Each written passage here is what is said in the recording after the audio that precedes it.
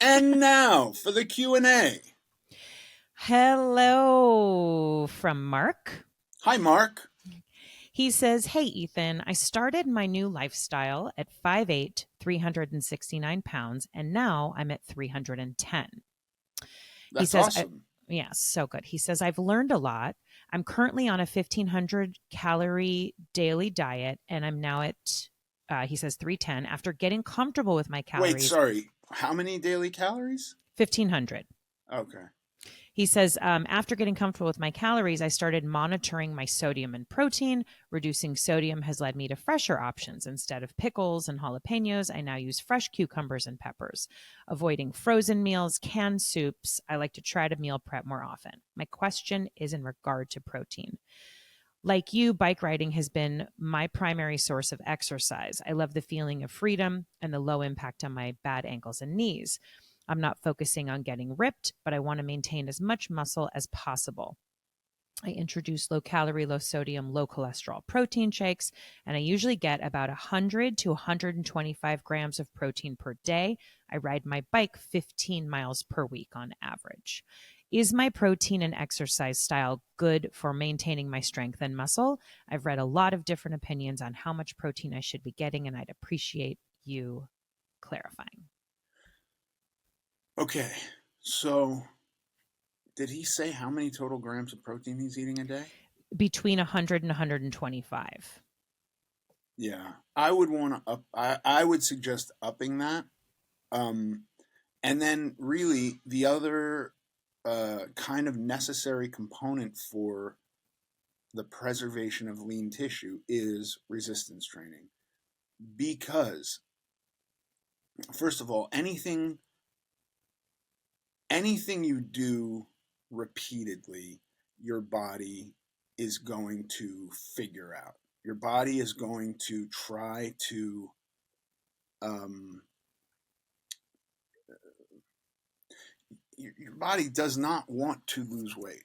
It's fighting against you. Weight is a savings account. So you are basically denying yourself food so that you will lose weight. But if you just go like I'm just going to eat 1,500 calories until all this weight comes off, I promise you you're going to hit some really really really rough patches where the weight stops coming off because your body has basically slowed you down so much that it can just exist off of 1,500 calories and that won't be a deficit. Hmm. 1,500 seems really low to me, but and then if your activity is 15 miles a week on the bike, your body's going to figure that out too, and it's going to learn how to do that it's going to stop basically um, getting better from that because it's factored that into your activity and it's learned how to turn other processes off. You can't just do the same thing over and over and over again. Your body starts to understand what you're doing and it starts to work against getting better. Your body is only going to build muscle or preserve muscle if it absolutely has to. Everything you're doing, your body thinks you're doing to survive. So when you're riding 15 miles a week, your body thinks that is a part of survival. And now that you're only eating 1,500 calories a day, your body thinks that is the only food you have access to. So your body's number one goal now is how to slow down your metabolic process. And by doing that, it's not something we can generally beat through decision making, but it's talking less animatedly, having less energy. Maybe you think if you were full of calories and full of fuel and you thought I have to pee, you're going to pop up and go pee. And maybe now you're going like, I'll wait a little while. And you wait to pee until you really have to. You start looking for closer parking spaces. You don't stand up when you greet people. Like all of that stuff is the bulk of where you're burning your calories. Exercise is just a little tiny benefit to it, but the bulk of burning your calories is non exercise active thermogenesis. So that means the entire day of being up and mobile is where you're burning the majority of your calories. Exercise is like some very small, maybe 5% of that total. And Interesting.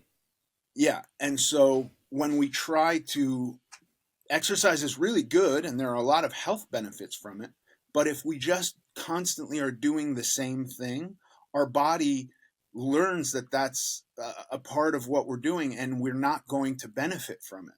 And so when we're talking about wasting lean tissue or losing muscle mass, the only real way to do that is through resistance training. And that doesn't mean you have to like lift huge heavy weights, but you have to let your muscles know that they're still needed, in a way that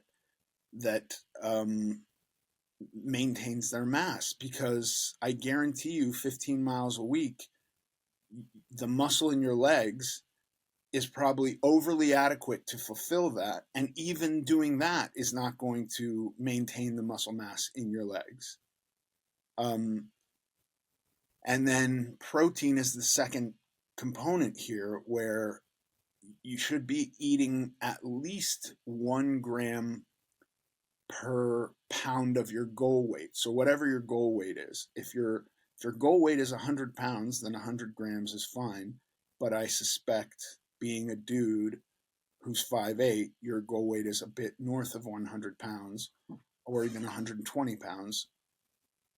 And so I would suggest eating a little bit more protein and doing some resistance training. It doesn't mean you have to like be a gym bro and lifting super heavy weights. And it actually doesn't take a lot to maintain muscle mass. Like, building muscle is a lot harder than maintaining muscle mass. And there are so many videos on YouTube which will give you templates for this. It doesn't have to be every day. It could be 2 or 3 days a week that you just go and lift some weights for 45 minutes or an hour, and then you're done. Awesome. That is such good advice from Mark. If anyone else has a question that they would like Ethan to answer, you can email it to us. It's hello@americanglutton.net.